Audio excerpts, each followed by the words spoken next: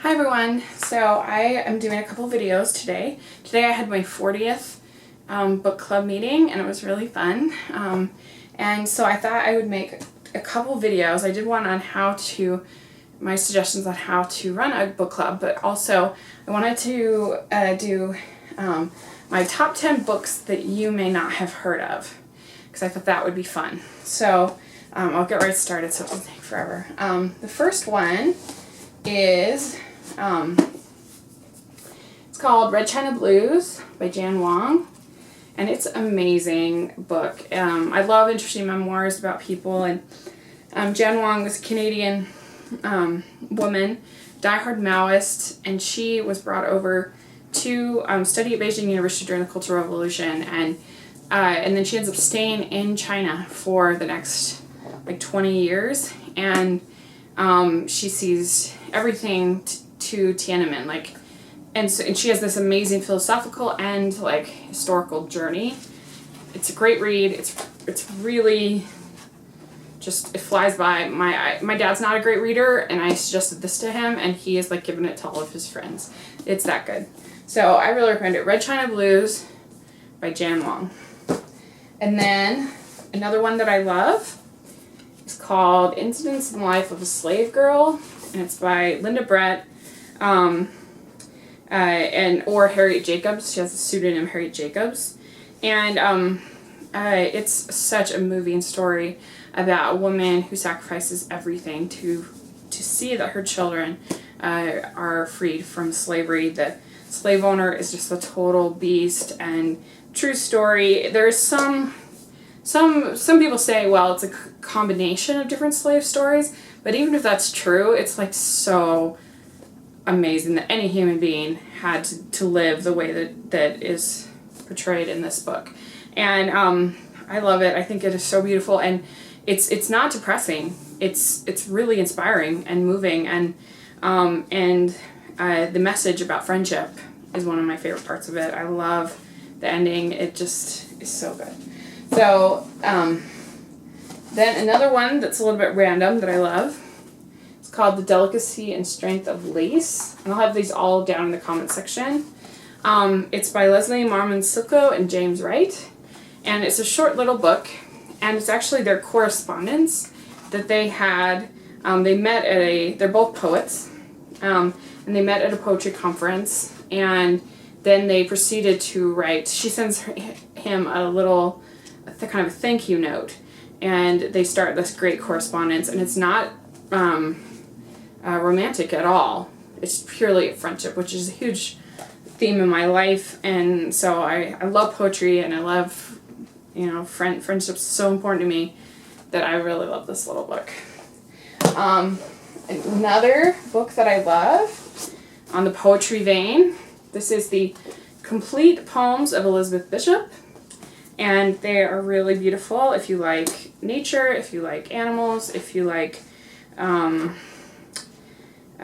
poetry. They're just beautiful, beautiful poems. It's definitely my favorite book of poetry, so go check it out. And then the next one that I have is definitely one of the strangest books I've ever read, and it's called Lost in the Cosmos by Walker Percy. This is a weird book. I can't even describe it. The back of the book it says the last self-help book you'll ever need, so it's kind of a satire of self-help books, and the idea is that like what an alien would think if he came down and saw self-help books. And it's really weird, but I love it. It's a good read if you can handle stuff that's a little different. And then the next book is called Yak Butter and Black Tea, Journey into Tibet by Blackenbury. This is a pretty crazy story about a man, and he's basically over in Tibet, and he just gets he's over there just visiting in China, and he gets the opportunity to hike through and into Tibet, where he's not supposed to be. And I mean, it's just this. What makes Blackenbury so appealing is his willingness to put his spine-aligning skills to use Indiana Jones is a chiropractor.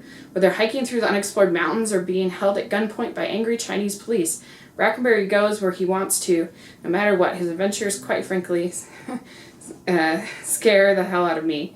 Blackenbury's true life adventure is unique in its emphasis not only on the arduous trek into the Dung Valley of Tibet, but of the journey into the largely unexplored heart and soul. So this is a really fun adventure book if you want, if you like that kind of story. Then another one that I love is called Mama's Bank Account by Kathryn Forbes. And this was made into a movie and play that was very popular, a play and then a movie called, I Remember Mama. And they're wonderful. The movie has Irene Dunn in it, and it's just a sweet story about a little girl, the woman, Kathryn Forbes, writing about her Norwegian immigrant mother in the early 1900s, and I love it. It's kind of like a cup of cocoa, this book. Then, the next one that I have is called, speaking of self-help books, it's called A Million Miles in 1,000 Years by Donald Miller. And he had a big, successful book called Blue Like Jazz, which is also very good, about how he kind of came to religion after leaving religion. And he came to religion in one of the most unreligious schools in all of America. So it's a really fun book. And this is sort of his self-help book. And he was writing, it says, what I learned while editing my life. And so he's writing the screenplay to Blue Like Jazz. And one of the other screenwriters says, we need to add because your life isn't exciting enough. And he has this sort of moment where he's like, oh my gosh, I'm not telling a very good story. And my life isn't telling a good story. So then he starts to realize, like, how can I tell a better story? And I think that's such a great concept that like we can get in these ruts and we're not telling the story that we're supposed to be telling. So this is a really good little book if you want something motivating. And then on a totally different vein, this is called Maternal Thinking Toward a Politics of Peace by Sara Ruddick.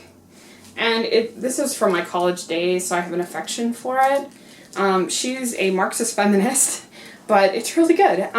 She was at a military convention thing where they were talking about military policy, and she just starts laughing because she realizes that all the words that are used to describe this are all super masculine and ridiculous. And then she goes outside and she sees a fence with notes from mothers to their soldiers.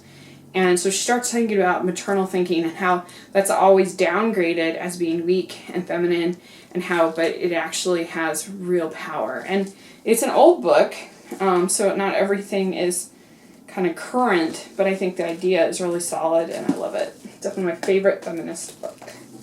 And then the last book is also one that's a little bit older. I love books like about society and analyzing different societal trends and sort of describing different parts of my life. And this has always been my favorite.